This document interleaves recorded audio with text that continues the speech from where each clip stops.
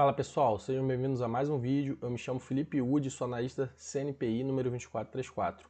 No vídeo de hoje nós vamos voltar a falar sobre os REITs, né? Vamos falar de um REITs aí que é pouquíssimo falado, pelo menos eu nunca vi ninguém falando aí na internet aqui no mercado brasileiro, né? De repente lá fora, investidor estrangeiro fale mais, que é o CZU, tá? Ou REIT Housings, que é focado aí em empreendimentos imobiliários. Tem a imagenzinha aqui no canto. Então, se esse vídeo for útil para vocês de alguma forma, peço para vocês deixarem o like, se inscrever no nosso canal, seguir nossa página no Instagram, tá? E ajudar a gente aí, né? Curtindo, comentando. Se tiver interesse no nosso serviço de análise, inclusive análise de alguns REITs, tem um link na descrição do vídeo. Então vamos lá. Então, peguei uma apresentação institucional aqui de novembro de 2023, tá? Bem recente. Vou passar aqui. Essas apresentações institucionais é mais falando do modelo de negócio. Eu acho que os REITs, assim como os fundos imobiliários, os números não mudam muito, tá? Não são tão dinâmicos igual empresas, apesar dos REITs serem empresas, tá? Eles são diferentes dos fundos imobiliários aqui no Brasil. Eles podem, inclusive, se alavancar, pegar dívida. Mas eles não são tão dinâmicos igual uma empresa puramente que não opera no segmento imobiliário exclusivamente, né? É empresa que tem bens intangíveis grandes, né? Organismos bem mais dinâmicos, né? Busca de market share. Não, os REITs eles querem pegar uma camada ali de um segmento imobiliário específico. E o Cousins, ele vem focando aí em regiões dos Estados Unidos que são mais voltadas, não é que seja interior, né, mais próxima de praias, então eles botam essa parte aqui de segmentos prêmios, Sun Belt, né, então eles vêm focando em regiões mais afastadas das grandes centrais metropolitanas, né, grandes centros metropolitanos, porque depois da Covid muita gente começou a se afastar, né, dessas questões dos centros metropolitanos, que são caros e tal, então eles vêm focando numa entrega aí e redesenvolvimento de portfólio, tá? Então eles vêm aqui entregando mais portfólio desde 2015, redesenvolvendo agora também, em empreendimentos de alto padrão, né? Vem crescendo também antes da pré-pandemia e agora também bastante, 24%. Está se beneficiando por conta desse retorno aí de escritórios, né? Então eles têm essa parte de escritórios, migração da população para outras regiões do país. Inclusive esse retorno aí pessoal lá fora, que muita gente ficou de home office, aqui também parece que está retornando gradativamente, né? Então eles têm um posicionamento aí para crescimento orgânico de terrenos que eles já têm, de redesenvolvimento dessas propriedades. Alguns inquilinos que estão para expirar, eles estão sempre de olho para poder alocar já esses empreendimentos que estão vagos, mas é um número bem pequeno, então eles têm uma vacância bem tímida também, bem baixa. Mas o que eles também estão com uma ocupação muito boa, né, que a gente falou anteriormente, a média de crescimento dos aluguéis é bem interessante deles. Eles reciclaram uma boa quantidade de ativos, 1 bilhão de ativos, né, para tentar alocar em oportunidade de crescimento, essa questão de regiões diferentes. Está com um pipeline bem robusto de aumentar a área, metro quadrado, né, que é esse SF aqui em inglês. E tem um land bank de terrenos também para ser desenvolvidos bem grande. Então a gente vê que o Cousins é um REIT interessante, tá? É um REIT aí focado mais em escritórios, questão de escritório, mas ele tem uma abordagem de remodelar todo o seu portfólio, tem uma vacância controlada, está operando num segmento que não é qualquer empreendimento imobiliário opera, que é esse segmento mais afastado dos grandes centros metropolitanos, mas imóveis de alta qualidade, tá? Ele tem uma liquidez boa, a alavancagem do REIT cerca de 5 vezes, dívida líquida sobre EBITDA. Lembrando que os REITs lá no exterior eles são muito mais alavancados do que empresas aqui no Brasil ou fundos imobiliários que nem podem se alavancar pegando dívida em banco, né? Os fundos imobiliários aqui no Brasil, eles se alavancam através de um pacote de recebíveis, de aluguéis, que eles trazem para o valor presente e negociam com alguma securitizadora. Mas lá como a dívida, o custo da dívida é muito baixo nos Estados Unidos, acabam que eles têm uma alavancagem alta, tem alguns REITs que chega até 7, 8 vezes, tá? Mas 5 vezes é super tranquilo, tá? Como se fosse 2 vezes aqui no Brasil. A dívida a gente vê que de curto prazo é bem pequenininha, tá? Então é uma dívida totalmente esticada para o longo prazo. Ele já tem uma trajetória de sucesso, de crescimento no passado, dividendo crescente nos últimos 5 anos, né? Patrimônio líquido deles também vem performando bem, enfim. Aqui mostrando o NOI, né, que seria uma espécie de lucro operacional por mercado. Então, a gente vê que cerca de 32% vem de Austin, então isso daqui é algo a gente acompanhar, também 36% de Atlanta, mas outras regiões aí bem diversificadas. A gente vê que eles têm um portfólio aí de 119 milhões de metros quadrados, né, mais ou menos, alugado aí 91%, então tá com um aluguel bom, mas tem uma vacânciazinha um pouquinho mais alta do que outros REITs que a gente acompanha aí. Mas se você comparar com REITs de escritório, aqui do Brasil, por exemplo, a vacância está até maior. Eu acho que está cerca de... Tem REIT aí com vacância de 15%, né? Quase 20%. A gente vê que está 9%, 8,9%, super tranquilo. Crescimento já histórico desde 2004, então a gente vê que eles são grandes já historicamente, pipeline e o banco de terrenos que a gente viu. Tem espaço aí para crescer também, né? Em outras regiões do país. Está um pouquinho concentrado em Austin e Atlanta. Aqui mostrando mais um pouquinho, né, dos escritórios deles.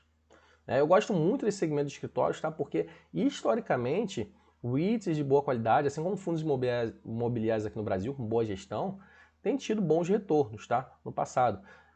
E foram muito afetados aí por conta da pandemia, então alguns estão muito descontados, tá? Vou falar mais um pouquinho, eles estão focando num trabalho colaborativo, uma experiência diferente, né, nesses empreendimentos, né, espaço aberto, colaborativo, um cafezinho ali, né, arborizado. Então é bem diferente do que os REITs tradicionais, dos fundos imobiliários tradicionais, a academia também, ó, atividades. Isso é bem interessante para atrair as pessoas, né, para os escritórios, né.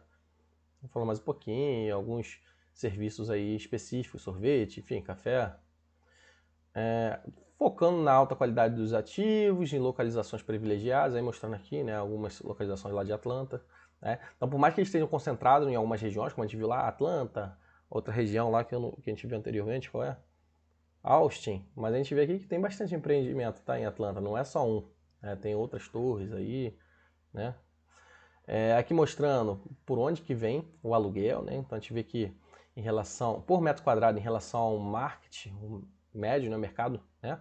Preço médio no mercado, a gente vê que o Cousins costuma repassar um pouquinho mais em Atlanta, em Austin ainda mais. De repente por isso que eles têm uma presença maior, né, em Atlanta e Austin. Porque a gente vê que a diferença aqui para Charlotte é bem menor, Tampa um pouquinho, até considerável, né? Phoenix um pouquinho maior e Dallas também, bem maior. Mas em Atlanta e em Austin, que eles já estão consolidados, eles têm uma diferença razoável em frente ao mercado. Então a gente tem uma qualidade, ó, cerca de 24% maior que de outros concorrentes, né, nesses mercados. Eles vêm notando nessas migrações aí para algumas regiões, ó, Flórida, Texas, né, procura de trabalho, Tennessee, enfim. E eles já têm escritórios próximos dessas localidades, né? Então isso daí é um ponto de atenção positivo para eles. Até na Califórnia o pessoal acha que tem migrado porque a Califórnia está muito caro, né? As coisas lá. Aqui mostrando absorção, né, de construção e puridade do empreendimento e tal. A gente vê que de 2015 para cá eles foram deixando para trás alguns empreendimentos aí mais antigos, alguns que foram remodelados. A gente vê que ainda não recuperou do preço médio aí da pandemia, né? A gente vê que o preço médio aqui situando aqui, frente ao desconto médio do mercado, né? O aluguel, frente ao desconto é uma métrica que eles usam.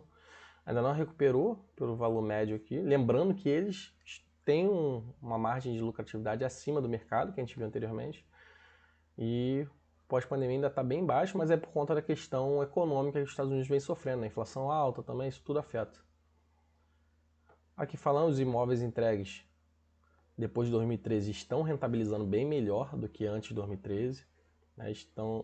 Eles têm um gap aqui para conseguir lucrar mais, né? Ter um lucro operacional maior, um NOI maior, uma rentabilidade maior, quando suprir essa questão da período econômico que está afetando os aluguéis nas regiões do país, nos escritórios, né? Nos fundos de lajes corporativas. E aí eles entendem que podem capturar muito mais aqui. Isso aqui foi o que eles capturaram também agora nesses imóveis redesenvolvidos, né, desde 2013. E a retomada do pessoal para os escritórios aí por conta do home office. Aqui mostrando mais um pouquinho os principais inquilinos de escritórios e tal. Então a gente vê que tem bastante empresa grande, né? Aqui é o fim dos contratos por ano. Então a gente vê que os contratos do CUS, né, o Cousin, tem até uma qualidade superior ao Boston Properties. Cadê o Boston Properties? Aqui, ó. Que eu também gosto muito do Boston Properties, tá? Eu analisei ele já, até inclusive nesse serviço de análise que a gente tem, que eu falo que tá na descrição do vídeo. Mas o fim do contrato, né, desses inquilinos até demora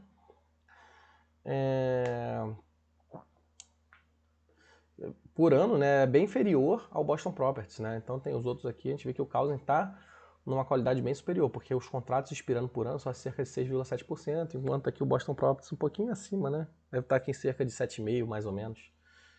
E tem outros aqui bem maiores também. Em 2023 também, nem tinha reparado aqui, 2023 bem inferior, 2024 um pouquinho maior. Calma aí, acho que eu pulei aqui. Opa. Aqui é a ocupação do portfólio, então a média antes da pandemia era 94% de ocupação.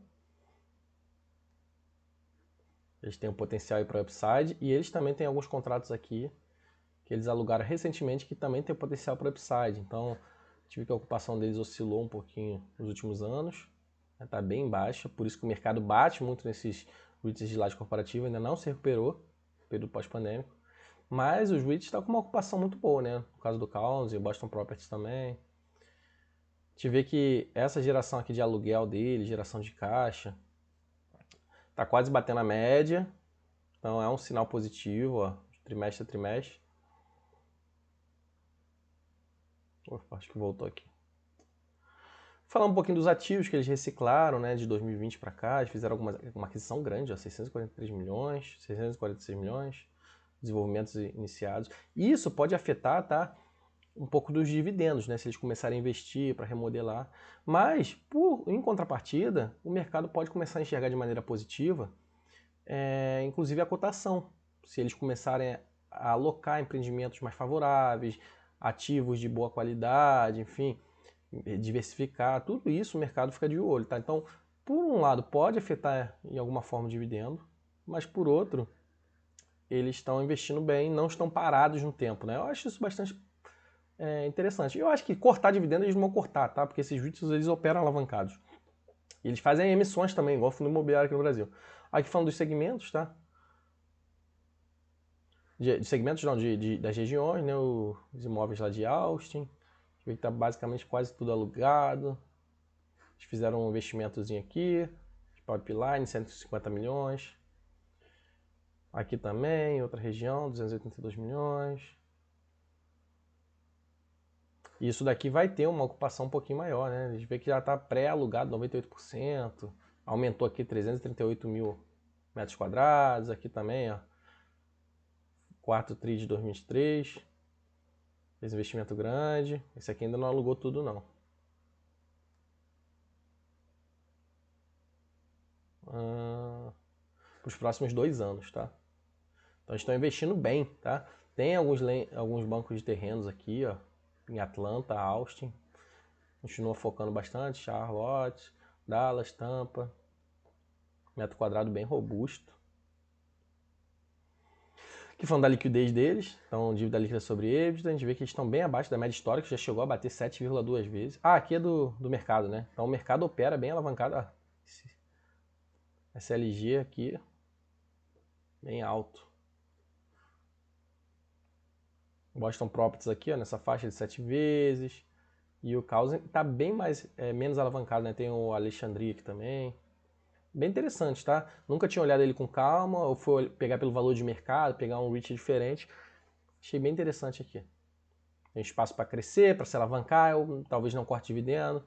Aqui falando, né? Espaço para crescer também, a rentabilidade por metro quadrado. Né? Eles cresceram aqui 38% desde 2017, mesmo com crise, tá? E vem crescendo trimestre a trimestre.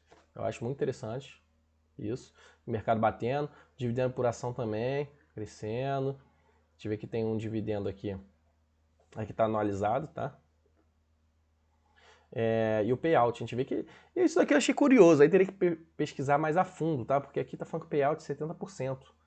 Pela legislação, pelo menos nunca pesquisei tão a fundo a legislação americana e tal, mas pela bibliografia que a gente vai vendo aí, livros e tal, nada tão oficial, mas literatura em geral, fala que os REITs têm que distribuir cerca de 90%, né? Achei curioso aqui 70% de distribuição, né? O payout deles. Mas aqui é uma métrica específica, ó, Fed Payout Ratio. A gente vê que eles mesclam entre a distribuição, né, e o investimento para crescimento, tá? Chega até próximo dessas empresas de crescimento que nos agrada muito, tá? Empresas de qualidade. Aqui mostrando mais uma vez, né, a apreciação do valor dos ativos deles. É claro que depreciou por conta dessa questão aí de economia americana, o Covid também impactou aqui em 2020, agora também, e parece que está tendo uma boa recuperação. Em comparação com outros pares também, eles estão bem melhores. Né? Falando lá dos empreendimentos focados em regiões que não são nesses centros metropolitanos, tá? Aqui alguns números específicos, tá? De algumas regiões, Atlanta, Austin, né? As indústrias, a gente vê que tem bastante empresa de tecnologia, serviços financeiros. A média de preço, né? O metro quadrado, a gente já viu isso anteriormente. 87% alugado, então tem espaço aqui para crescer também. Né? Migração aí para escritório, a gente viu que Atlanta, boa parte da rentabilidade vem de Atlanta. Austin também, mas aí já está mais alugado, né? Tecnologia ocupando boa parte, né? Então, como tecnologia é forte no mercado americano, né? Completamente diferente do brasileiro. Aqui em Tampa, né?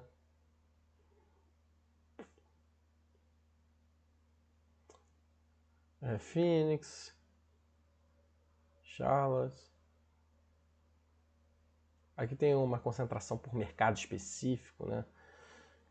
Eu cheguei a dar uma olhada nesses mercados, mas assim, não é algo tão interessante pra gente acompanhar, mas esse CBD aqui é mercado de canabidiol, tá? Olha como que é forte em Tampa. Né? Acho que aqui eles botam. Ó, tá até aqui, ó, setor de saúde. Por concentração.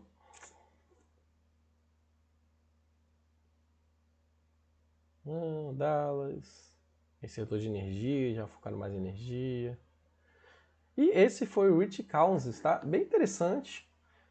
Fiz até um vídeo correndo um pouquinho mais, né? Apresentação bem grande, né? Do Rich. Peguei o Investor Day. Eu gostei bastante dele. O mercado batendo bastante nesses REITs, no fundo imobiliário aqui no Brasil também, não se recuperaram ao período pré-pandêmico. Então, mais uma opção aí, né? Vou botar na lista de REITs, a playlist. Tem uma playlist, eu vou botar no destaque em cima, para vocês acompanharem aí. Pessoal, espero que eu possa ter agradado vocês de alguma forma. Se tiverem alguma crítica, pode falar também. Eu tentei fazer um vídeo um pouquinho mais corrido, que eu estou enrolado com um monte de coisa, nem consegui postar essa semana. Mas enfim, se eu puder ter ajudado, peço para vocês deixarem o like, para dar um apoio para a gente, comentar aí embaixo também. Se inscrever no nosso canal, que é muito importante para crescer. Infelizmente, a gente não tem apoio de ninguém. E se tiver interesse em nosso serviço de análise, tem o link na descrição do vídeo, inclusive com análise de REITs. Valeu, forte abraço a todos.